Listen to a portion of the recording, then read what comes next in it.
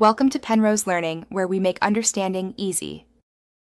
You need to confirm your phone actually includes a notification LED. Look at the top or consult the spec sheet. Then open Settings and go directly to Notifications or Ambient Display. Once inside, find the LED or notification light toggle and enable it for the system level.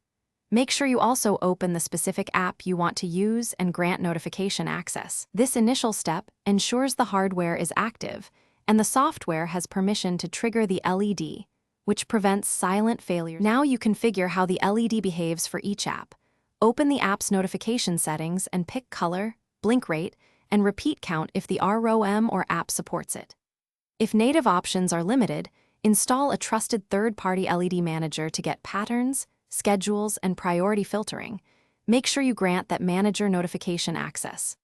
Once done, send a test notification to confirm color and timing. Adjust brightness or duration so the light is clearly visible in different lighting conditions. Finish by checking interactions with Do Not Disturb and Battery Saver. Make sure those modes do not suppress the LED unless you want them to. Restart the device after major changes. This often resolves permission or service startup issues and re-grant notification access if needed. If the LED still fails, verify the hardware isn't damaged, reset notification preferences, or contact the manufacturer. One key troubleshooting tip: reboot first, then re-enable permissions. Most LED problems are software state related, not hardware failures.